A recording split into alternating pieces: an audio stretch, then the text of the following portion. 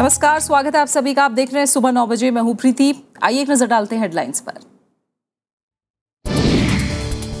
राज्यसभा में कांग्रेस और बीजेपी ने अपने सदस्यों को सदन में मौजूद रहने के लिए जारी किया व्हिप। एनडीए सांसदों ने सभापति से की कांग्रेस सदस्यों की शिकायत। अब बैंक अपनी मर्जी से कर सकेंगे विलय, स्थानांतरित या बंद कर सकेंगे ब्रांच। रिजर्व बैंक का फैसला, अधिसूचना के दायरे में नहीं आएंगी ग्रामीण शाखाएं। उधमपुर में पुलिस चौकी पर आतंकी हमले में 2 विशेष पुलिस अधिकारी घायल। पुलवामा में मुठभेड़ में 2 लश्कर आतंकी ढेर। एनएसए स्तर की वार्ता की तारीखों पर पाकिस्तान कर रहा है विचार। उत्तर प्रदेश के हमीरपुर में स्वीकृति खरे की आत्महत्या के मामले की सीबीआई जांच की सिफारिश का इंतजार। बिवार थाना कस्बे में कई दिन के बाद आज खुलेंगे बाजार। मुख्य चुनाव आयुक्त का आज से 2 दिन का बिहार दौरा। विधानसभा चुनाव की तारीखों को अंतिम रूप देने की तैयारी। राजनीतिक दलों और अधिकारियों से होगी चर्चा।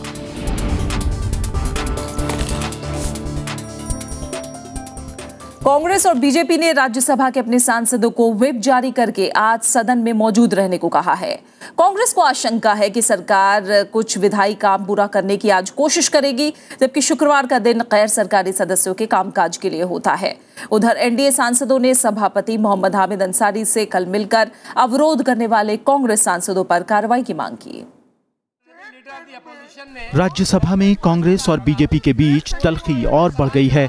सदन में कांग्रेस के मुख्य सचेतक सत्यव्रत चतुर्वेदी ने व्हिप जारी कर सभी सदस्यों को आज मौजूद रहने को कहा है। ऐसी ही व्हिप बीजेपी ने भी अपने सदस्यों को जारी की है।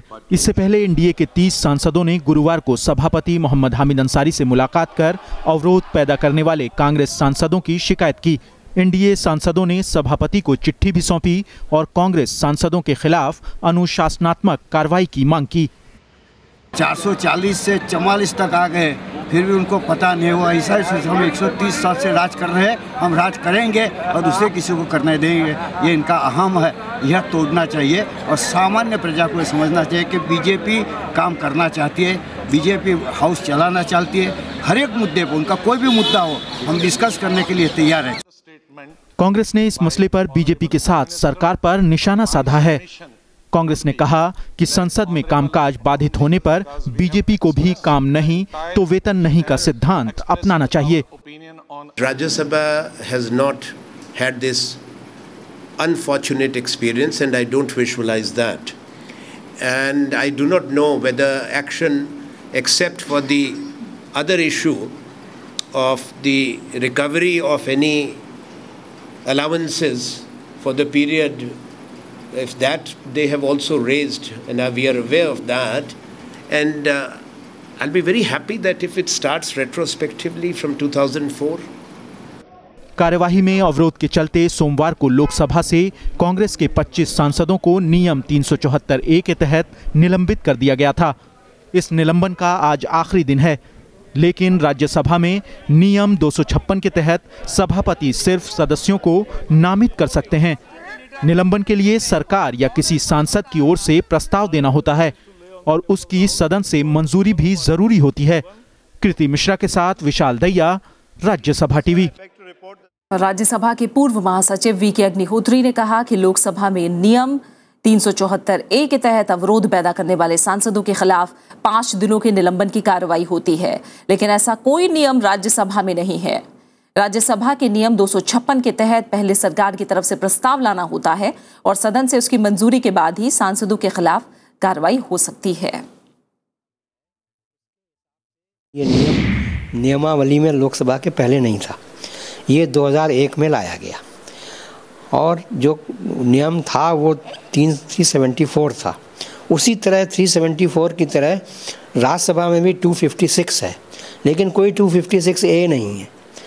तो जो कानून अभी राज्यसभा में है उसके हिसाब से पहले तो अध्यक्ष जी को नामित करना सदस्यों को, जिनको कि वो कह रहे हैं कि हल्ला कर रहे हैं, उसके बाद फिर गवर्नमेंट को एक मोशन लाना पड़ता है। श्याम सुंदर हमारे संवाददाता ज्यादा जानकारी के साथ हमारे साथ जुड़े हैं, उनका रुख करेंगे। श्याम, कांग्रेस और बीजेपी दोनों ने ही राज्यसभा के लिए अपने सांसदों को व्हिप जारी किया है, ये एहतियात क्यों बढ़ता जा रहा है?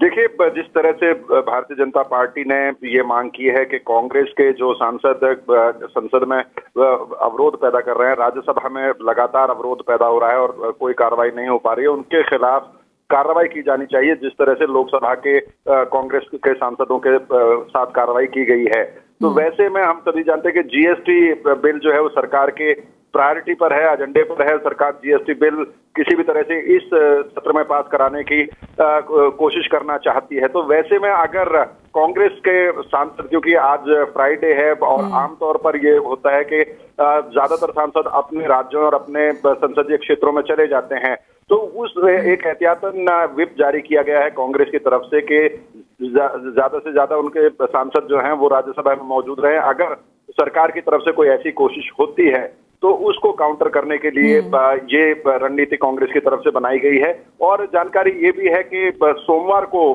जब लोकसभा में लौटेंगे कांग्रेस के सांसद और दूसरे विपक्षी दल जो बहिष्कार कर रहे हैं, तो सोमवार को भी सभी सांसदों को लोकसभा में उपस्थित रहने के लिए कांग्रेस की तरफ से कहा गया है। जी, बहुत बहुत शुक्रिया इस तमाम जानकारी को हम तक पहुंचाने के लिए। तो कांग्रेस ने रणनीति अपनाई है, साथ ही बीजेपी ने भी व्हिप जारी किया है, राज्यसभा में सभी सांसद मौजूद रहे। कांग्रेस को लगता है कि सरकार जरूर कोई विधायी काम निपटाना चाहेगी, गैर सरकारी बिलों का दिन है आज इस दौरान भी, इसलिए एहतियात के तौर पर यह व्हिप कांग्रेस की तरफ से भी जारी किया गया है। वहीं कांग्रेस पार्टी के 25 सांसदों के निलंबन के खिलाफ कांग्रेस का कल लगातार तीसरे दिन धरना जारी रहा। कांग्रेस उपाध्यक्ष राहुल गांधी ने सरकार पर विपक्ष की आवाज को दबाने का आरोप लगाया है। इस मुद्दे पर कांग्रेस के भारी विरोध के चलते राज्यसभा की कार्यवाही बाधित हुई। विपक्षी दलों ने ललित मोदी विवाद और व्यापम घोटाले का मुद्दा भी उठाया। संसद भवन परिसर में कांग्रेस के धरने का लगातार तीसरा दिन कांग्रेस सहित कई विपक्षी दल लोकसभा से कांग्रेस के 25 सांसदों के निलंबन का विरोध कर रहे हैं। कांग्रेस उपाध्यक्ष राहुल गांधी ने सरकार पर विपक्ष की आवाज को दबाने का आरोप लगाया है। सरकार लैंड बिल पे भी नहीं सुन रहा था, अंत में सुनाई दे गई, आवाज सुनाई दे गई, ये भी सुनाई दे जाएगी। जो कांग्रेस प्रेसिडेंट ने बात बोली है वो शायद सबसे जरूरी बात है। यहाँ पे हमारी आवाज पार्लियामेंट में दबाई जा रही है। ये मुद्दा संसद के दोनों सदनों में भी उठा। राज्यसभा में इस मामले पर आरोप प्रत्यारोप के साथ सरकार के मंत्रियों के इस्तीफे की मांग और दलों के बीच बयानबाजी देखी गई। हालांकि जम्मू कश्मीर में बुधवार को बीएसएफ के काफिले पर हुए आतंकी हमले पर गृह मंत्री के बयान के दौरान विपक्ष ने संयम का परिचय दिया, लेकिन विपक्ष ने बयान पर सफाई मांगने या सवाल जवाब से इनकार कर दिया। That when the house is in order, we would like to have a full-fledged discussion on that. But at this point of time, we would welcome the statement of Honorable Home Minister, but no discussion, no question. गृहमंत्री राजनाथ सिंह के इस बयान के तुरंत बाद विपक्ष ने ललित मोदी विवाद, व्यापम घोटाले से लेकर काले धन और कांग्रेस के 25 सांसदों के निलंबन के मुद्दे पर विरोध फिर तेज कर दिया। सरकार ने इस पर विपक्ष पर अराजकता और तानाशाही पूर्ण रवैया अपनाने का आरोप लगाया।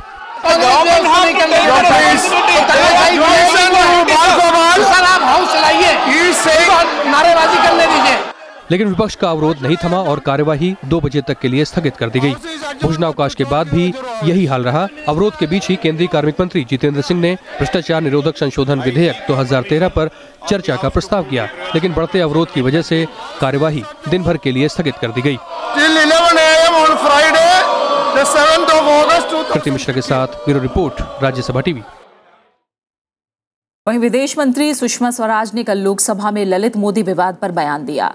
उन्होंने आईपीएल के पूर्व कमिश्नर ललित मोदी को यात्रा दस्तावेज दिलाने के लिए ब्रिटिश सरकार से सिफारिश करने के आरोपों को नकार दिया। हालांकि कांग्रेस ने कहा कि विदेश मंत्री सुषमा स्वराज ने अपने पद का दुरुपयोग किया। विदेश मंत्री के बयान के दौरान कांग्रेस सहित कई दलों के सांसद मौजूद नहीं थे। लोकसभा में दिए बयान में विदेश मंत्री सुषमा स्वराज ने दोहराया कि उन्होंने ललित मोदी की नहीं बल्कि उनकी बीमार पत्नी की मदद की थी। उन्होंने कहा कि ऐसा उन्होंने मानवता के आधार पर किया। सुषमा स्वराज ने कहा कि उन्होंने ब्रिटेन की सरकार को वहां के नियमों के मुताबिक फैसला लेने को कहा था। मैंने ये कहा कि अगर ब्रिटिश सरकार निर्णय करती है उसको यात्रा दस्तावेज देने का, तो हम दोनों देशों के रिश्ते खराब नहीं होंगे। और मैं पूछना चाहती हूँ आपसे कि इस तरह की महिला की मदद करना यदि गुनाह है, तो मैं कहना चाहती हूं कि ये गुनाह मैंने किया है। और अध्यक्ष जी, आपको साक्षी मानकर इस सदन में खड़े होकर पूरे राष्ट्र के सामने मैं अपना ये गुनाह कबूल करती हूं। अपने बयान में सुषमा स्वराज ने विपक्ष और मीडिया के आरोपों को सिरे से खारिज किया। उन्होंने लोकसभा में इस मसले पर विपक्ष के साथ चर्चा की चुनौती भी दी। हालांकि कांग्रेस पार्टी ने कहा कि जब ज्यादातर विपक्ष सदन का बहिष्कार कर रहा है तो उस समय बयान का कोई औचित्य नहीं है। कांग्रेस ने कहा कि विदेश मंत्री ने अपने पद का दुरुपयोग किया है। इसी से चोरी पकड़ाती है कि वो शायद विपक्ष से डर रहे थे। अगर ताकत थी तो मंडे को सबको आने देते, फिर आप रिक्वेस्ट करते अगर करना ही था, और हम लोग की भी प्रोसीडिंग देखते और आप भी कहते। लेकिन मैं सुन रही थी ऑफिस में बैठकर कि जिस तरह की उन्होंने स्पीच दी, मैं इसको स्पीच कहूँगी और इमोशनली ब्लैकमेल करने वाली स्पीच थी। Should a minister clandestinely arrange or facilitate the issuance of travel documents, the request for which was rejected earlier by the British authorities, and the request, as I mentioned, also communicated through letters of the Home Committee Chairman. बयान के दौरान सुषमा स्वराज ने कहा कि वो लोकसभा में विपक्ष के साथ इस मसले पर चर्चा को तैयार हैं। दरअसल ये मामला ललित मोदी को लंदन से पुर्तगाल का ट्रैवल वीजा मुहैया कराने से जुड़ा है और कांग्रेस इस मामले पर लगातार विदेश मंत्री के इस्तीफे की मांग कर रही है। श्याम सुंदर, राज्यसभा टीवी। कुछ और अहम खबरों का रुख। जम्मू कश्मीर में उधमपुर के बसंतगढ़ की एक पुलिस चौकी पर गुरुवार रात आतंकियों ने हमला कर दिया, जिसमें 2 विशेष पुलिस अधिकारी जख्मी हो गए। तो पुलवामा में सुरक्षा बलों ने मुठभेड़ में 2 लश्कर आतंकियों को मार गिराया। इस बीच उधमपुर में बीएसएफ टुकड़ी पर हमले में गिरफ्तार पाकिस्तानी आतंकी नावेद से एनआईए पूछताछ कर रही है। उधर गिरफ्तार पाकिस्तानी आतंकी के पिता ने कबूल किया है कि नावेद उनका बेटा है। बावजूद इसके पाकिस्तान उधमपुर आतंकी हमले में अपनी भूमिका से इनकार कर रहा है। उधमपुर में बीएसएफ टुकड़ी पर हमले के एक दिन बाद आतंकियों ने बीती रात जिले के दूरदराज बसंतगढ़ इलाके की पुलिस चौकी पर हमला कर दिया। चौकी पर तैनात सुरक्षा कर्मियों की जवाबी कार्रवाई के दौरान 2 एसपीओ भी जख्मी हो गए। लगभग 9:30 बजे के करीब संघ पुलिस पोस्ट पे स्टार्ट हुआ है बसंतगढ़ में, और अभी क्योंकि अंधेरा है और बताना मुश्किल है कितने हैं, बट लगभग 2 से 3 लोग जो है टेररिस्ट जो है वो बताए जा रहे हैं, और 4 हमारे पुलिस ऑफिशियल जो है पुलिस पोस्ट के अंदर हैं। अभी फायरिंग चल रही है वहाँ पे, और 2 पुलिस जो ऑफिशियल्स हैं एसपी उनके इंजर्ड होने की खबर आई है। इससे पहले गुरुवार शाम पुलवामा जिले के काकापोड़ा में सुरक्षा बलों के साथ मुठभेड़ में 2 लश्कर आतंकी मारे गए। सुरक्षा बलों ने जैसे ही पुलवामा के अस्तान मोहल्ले की नाकेबंदी की, आतंकियों ने उन पर गोलीबारी शुरू कर दी। काकापोड़ा और आसपास के इलाकों में देर रात तक तलाशी अभियान चलता रहा। अभी जो है यहाँ पर आर्मी की पार्टी जा रही थी, इसके ऊपर कुछ मिलिटेंट की तरफ से फायर आया। अभी हमने पूरे गाँव को कॉर्डन कर लिया है और सर्चिंग अभी जारी है। उधर उधमपुर हमले में जिंदा पकड़े गए पाकिस्तानी आतंकी नावेद के पिता मोहम्मद याकूब से अंग्रेजी अखबार हिंदुस्तान टाइम्स ने फोन पर बात की। आवाज से परेशान लग रहे याकूब ने कहा, आप भारत से फोन कर रहे हैं, हम मार दिए जाएंगे। लश्कर शायद चाहता था कि मेरा बेटा मारा जाए और जिंदा ना पकड़ा जाए, उसे बचा लो, लश्कर और फौज हमारे पीछे है। नावेद ने उससे पूछताछ करने वालों को जो फोन नंबर दिया था उस पर संपर्क करने पर याकूब से बात हुई, लेकिन पाकिस्तान अब भी सबूत मांग रहा है। पाकिस्तान पर फौरी तौर पर इल्ज़ाम लगाना जो है वो मुनासिब नहीं है। ये चीज़ें हक़ाइक़ की बुनियाद पर होनी चाहिए। इस बीच जम्मू कश्मीर पुलिस ने कहा है कि उधमपुर में बीएसएफ टुकड़ी पर हमले में शामिल आतंकियों को पाकिस्तान की आईएसआई से मदद मिल रही थी। पुलिस ने उधमपुर के जिलाधिकारी को सौंपी प्रारंभिक रिपोर्ट में ये बात कही है। वहीं एनआईए उधमपुर हमले की जांच हाथ में लेने के बाद गिरफ्तार पाकिस्तानी आतंकी नावेद से जम्मू में पूछताछ कर रही है। Bureau report, Rajya Sabha TV. इस बीच पाकिस्तान ने कहा है कि वो दोनों देशों के बीच राष्ट्रीय सुरक्षा सलाहकार स्तर की वार्ता की तारीखों पर अब भी विचार कर रहा है। पाकिस्तानी विदेश मंत्रालय के प्रवक्ता काजी खलीलुल्लाह ने फिलहाल बैठक के एजेंडे के बारे में कुछ भी कहने से इनकार कर दिया।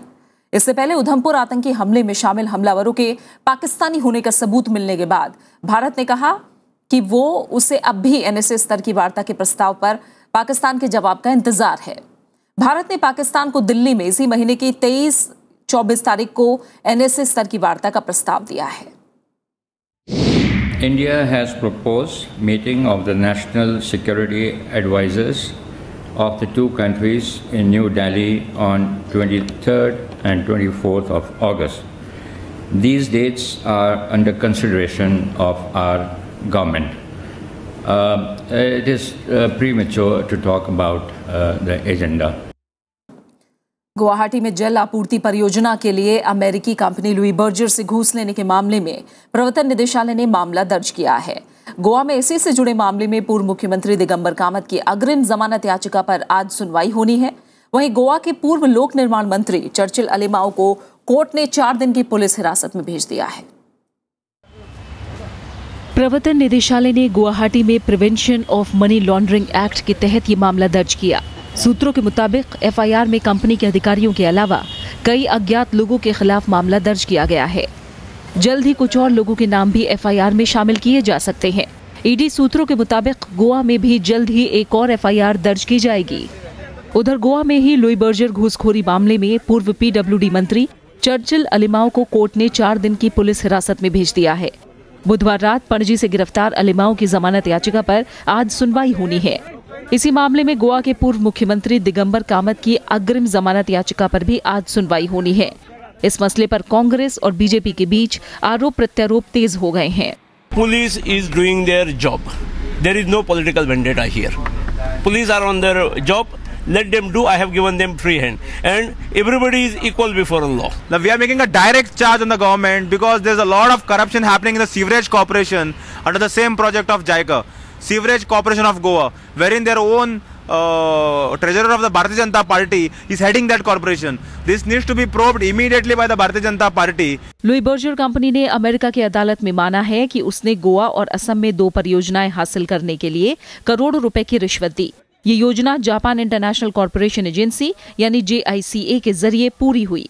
क्राइम ब्रांच अलीमाओ के अलावा JICA के गोवा प्रोजेक्ट डायरेक्टर आनंद वाचा सुंदर और लुई बर्जर कंपनी के पूर्व उपाध्यक्ष सत्यकाम मोहंती को गिरफ्तार कर चुकी है। Bureau report, Rajya Sabha TV. CBI ने व्यापम घोटाले में 7 नई एफआईआर दर्ज की हैं। इनमें कम से कम 77 आरोपियों के नाम हैं। ये एफआईआर बीते कुछ सालों में सिपाहियों की भर्ती, जेल प्रहरी, फॉरेस्ट गार्ड और प्री मेडिकल टेस्ट से जुड़ी हैं। इन मामलों में पहले मध्य प्रदेश पुलिस ने मामला दर्ज किया था। अब सीबीआई ने इसकी जांच अपने जिम्मे ले ली है। सीबीआई ने कहा है कि वो जल्दी सभी मामलों में जांच शुरू करेगी। इस बीच व्यापम मामले पर आज सुप्रीम कोर्ट में सुनवाई होनी है। कोर्ट ने जांच एजेंसी से व्यापम के सभी मामलों में जांच शुरू करने पर 3 हफ्ते में जवाब मांगा है। फिलहाल यहां रुक रहे एक छोटे से ब्रेक के लिए। आगे देखेंगे विस्तारित स्वेज नहर का उद्घाटन।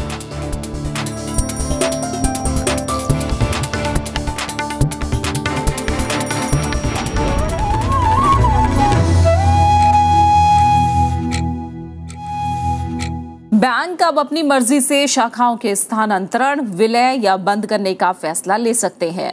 बैंकों को कामकाज की ज्यादा आजादी देने के लिए रिजर्व बैंक ने यह फैसला लिया है। रिजर्व बैंक ने अधिसूचना जारी करके कहा कि इनमें ग्रामीण शाखाएं शामिल नहीं होंगी। रिजर्व बैंक ने कहा कि बैंकों को ऑफिस बदलने, विलय या बंदी को लेकर ब्रांच के ग्राहकों को समय से पहले सूचना देनी होगी। साथ ही बैंकों को भी यह सुनिश्चित करना होगा कि सरकार प्रायोजित कार्यक्रमों और डीबीटी स्कीम के तहत इन शाखाओं को सौंपी गई जिम्मेदारी निभाते रहेंगे। अधिसूचना में कहा गया है कि ग्रामीण शाखा के साथ एकमात्र अर्ध शहरी शाखा के स्थानांतरण, विलय या बंदी के लिए जिला सलाहकार समिति या जिला स्तर समीक्षा समिति की मंजूरी की जरूरत होगी। साथ ही उस जगह को बिना बैंकिंग सुविधाओं के नहीं छोड़ा जा सकता है। प्रधानमंत्री नरेंद्र मोदी ने गांव में बिजली पहुंचाने के काम में तेजी लाने का निर्देश दिया है। उन्होंने तय सीमा में सभी गांव तक बिजली पहुंचाने की बात कही। प्रधानमंत्री ने बिजली चोरी करने वालों पर कड़ी कार्रवाई करने के लिए कहा है। नरेंद्र मोदी ने कल उच्च स्तरीय बैठक में ऊर्जा और कोयला क्षेत्र में प्रगति की समीक्षा की। बैठक में ऊर्जा और कोयला मंत्रालय के अलावा नीति आयोग के अधिकारी भी मौजूद थे। प्रधानमंत्री नरेंद्र मोदी आज चेन्नई में पहले राष्ट्रीय हथकरघा दिवस का शुभारंभ करेंगे। प्रधानमंत्री भारतीय हथकरघा ब्रांड भी लॉन्च करेंगे।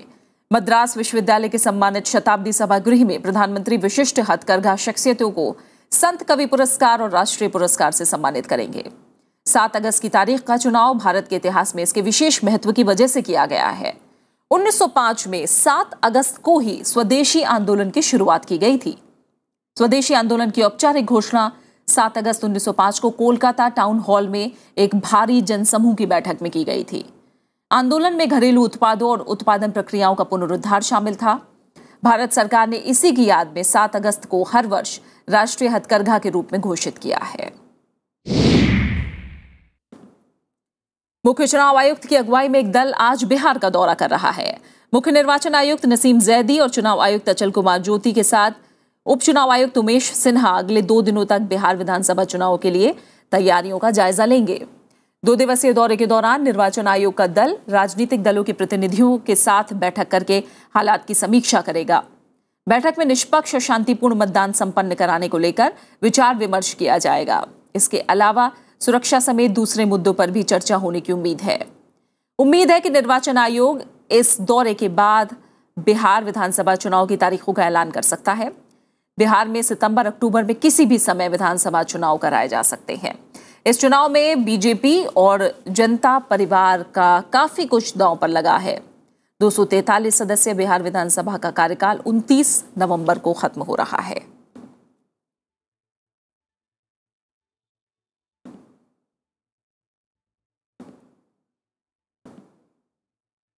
उत्तर प्रदेश में हमीरपुर की स्वीकृति खरे की आत्महत्या मामले की सीबीआई जांच का इंतजार है।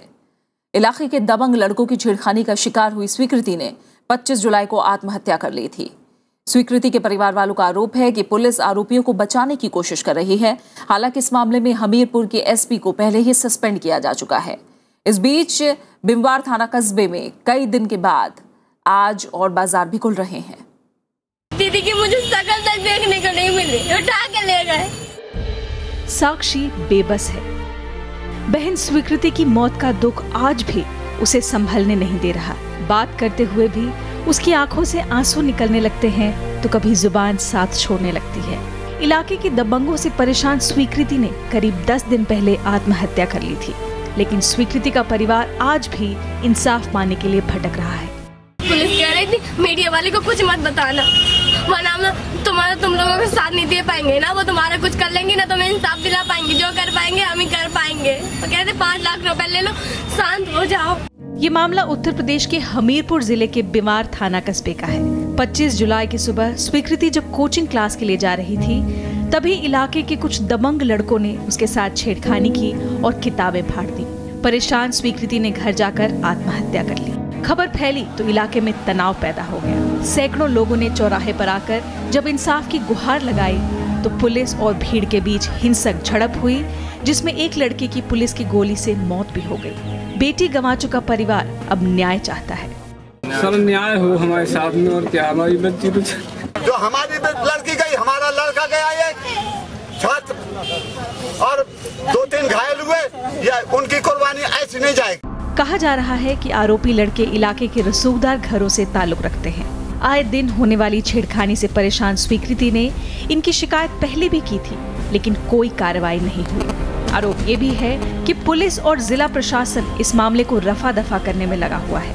हालांकि पुलिस ने आरोपियों को गिरफ्तार कर लिया है, लेकिन परिवार और इलाके के लोग संतुष्ट नहीं हैं। मामले की संवेदनशीलता को देखते हुए प्रशासन ने अब सीबीआई जांच की सिफारिश कर दी है। 25/7/2015 को हुई घटना की सीबीआई से जांच कराने की संस्तुति की जाती है। स्वीकृति की आत्महत्या से बीवर पिछले 10 दिन तक सुलगता रहा है। हालांकि अब हालात धीरे धीरे सामान्य हो रहे हैं, लेकिन इसका राजनीतिक लाभ उठाने के लिए नेता भी मैदान में उतर आए हैं। प्रशासन लोगों की शिकायतों को गंभीरता से ले लेता, वो बच्ची भी प्रशासन ने सीबीआई जांच की अनुशंसा कर अपने हाथ खड़े कर दिए हैं, लेकिन राज्य सरकार ने इस मामले में अभी तक संज्ञान नहीं लिया है। इंसाफ के लिए अंतिम दम तक लड़ने की बात कर रहे स्वीकृति के परिजनों को आज भी एक ही अफसोस है कि अगर पुलिस प्रशासन वक्त पर इन दबंगों के खिलाफ कार्रवाई कर देता तो शायद स्वीकृति की जिंदगी बचाई जा सकती थी। Bureau report, Rajya Sabha TV. और खबरें, बीजेपी सांसद शत्रुघ्न सिन्हा ने कल दिल्ली के मुख्यमंत्री अरविंद केजरीवाल से मुलाकात की। मुलाकात के बाद बीजेपी सांसद ने अरविंद केजरीवाल की तारीफों के पुल बांधे और कहा कि दिल्ली में आम आदमी पार्टी की सरकार अच्छा काम कर रही है। केजरीवाल ने कहा कि दिल्ली को कला और संस्कृति का केंद्र बनाने पर शत्रुघ्न सिन्हा से चर्चा हुई। इससे पहले शत्रुघ्न सिन्हा ने बिहार के मुख्यमंत्री नीतीश कुमार से भी पटना में मुलाकात की थी। देश के लोगों को पता है आज अरविंद केजरीवाल जी के और उनके पूरे टीम की छवि बहुत ही अच्छी है, उसमें तो दो राय नहीं है। हमें भी बहुत पसंद है ये क्योंकि और खासकर जब आर्ट एंड कल्चर के मामले में मुझसे बात कर रहे हैं तो मुझे तो और अच्छा लग रहा है। आज कोई पॉलिटिकल, इसमें कोई पॉलिटिक्स देखने की जरूरत नहीं है। हम दिल्ली में फिल्म सिटी भी खोलना चाहते हैं, क्योंकि उससे एक तो बहुत लाइवली होगा, दूसरा फिल्म्स जो है वो फिल्म्स की प्रोडक्शन बहुत बड़ी जॉब इंटेंसिव इंडस्ट्री है, जॉब्स बहुत लोगों को मिलेंगे, तो उसके बारे में मेरी इनसे काफी चर्चा हुई। पश्चिम बंगाल में बाढ़ से मरने वालों का आंकड़ा बढ़कर 97 हो गया है। हालांकि कुछ राज्यों में बाढ़ के हालात में सुधार हो रहा है और स्थिति काबू में है, लेकिन चुनौतियां अब भी बरकरार हैं। मौत का आंकड़ा पश्चिम बंगाल में 97 तक पहुंच गया है। बेघर हुए 4.5 लाख लोगों के लिए 2719 कैंप बनाए गए हैं, जबकि गंदे पानी से होने वाली बीमारियों पर लगाम लगाने के लिए 592 मेडिकल कैंप खोले गए हैं। आंकड़ों के मुताबिक 1 लाख से ज्यादा घर पूरी तरह से क्षतिग्रस्त हुए हैं, जबकि 9 लाख हेक्टेयर से ज्यादा फसल बर्बाद हुई है। हालात में सुधार लाने के लिए मुख्यमंत्री ममता बनर्जी ने बाढ़ के हालात पर चर्चा के लिए शनिवार को सर्वदलीय बैठक बुलाई है।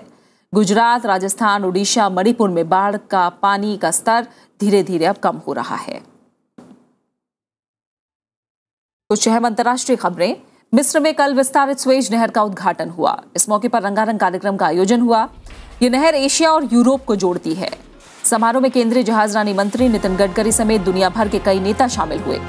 145 साल पुरानी 37 किलोमीटर लंबी इस नहर को गहरा और चौड़ा किया गया है। इस पर $8 अरब से अधिक खर्च हुए हैं। इससे दक्षिण की तरफ जाने वाले जहाजों की यात्रा का समय 7 घंटे कम हो जाएगा।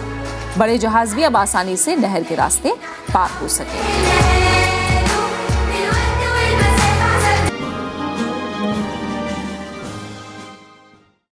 और खेल के मैदान से खबर। चौथे एशियस टेस्ट के बेहद रोमांचक मुकाबले में पहले दिन इंग्लैंड ने 18.3 ओवर में 111 गेंद देकर ऑस्ट्रेलिया को 60 रन पर समेट दिया। इंग्लैंड के स्टुअर्ट ब्रॉड ने अपने करियर की सर्वश्रेष्ठ गेंदबाजी की और 15 रन देकर ऑस्ट्रेलिया के 8 विकेट लिए। वहीं इंग्लैंड के जोए रूट ने शानदार शतक के दम पर पहली पारी के आधार पर 214 रन की बढ़त बना ली है। पहले दिन का खेल खत्म होने तक इंग्लैंड ने 4 विकेट खोकर 274 रन बना लिए हैं। 5 मैचों की सीरीज में इंग्लैंड पहले 2 मैच जीत चुका है।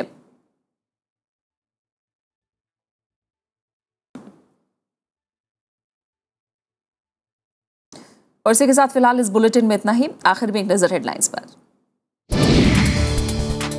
राज्यसभा में कांग्रेस और बीजेपी ने अपने सदस्यों को सदन में मौजूद रहने के लिए जारी किया व्हिप। एनडीए सांसदों ने सभापति से की कांग्रेस सदस्यों की शिकायत। अब बैंक अपनी मर्जी से कर सकेंगे विलय, स्थानांतरित या बंद कर सकेंगे ब्रांच। रिजर्व बैंक का फैसला, अधिसूचना के दायरे में नहीं आएंगी ग्रामीण शाखाएं। उधमपुर में पुलिस चौकी पर आतंकी हमले में 2 विशेष पुलिस अधिकारी घायल। पुलवामा में मुठभेड़ में 2 लश्कर आतंकी ढेर। एनएसए स्तर की वार्ता की तारीखों पर पाकिस्तान कर रहा है विचार। उत्तर प्रदेश के हमीरपुर में स्वीकृति खरे की आत्महत्या के मामले की सीबीआई जांच की सिफारिश का इंतजार। बिमवार थाना कस्बे में कई दिन बाद आज खुलेंगे बाजार। और मुख्य चुनाव आयुक्त का आज से 2 दिन का बिहार दौरा। विधानसभा चुनाव की तारीखों को अंतिम रूप देने की तैयारी। राजनीतिक दलों और अधिकारियों से होगी चर्चा।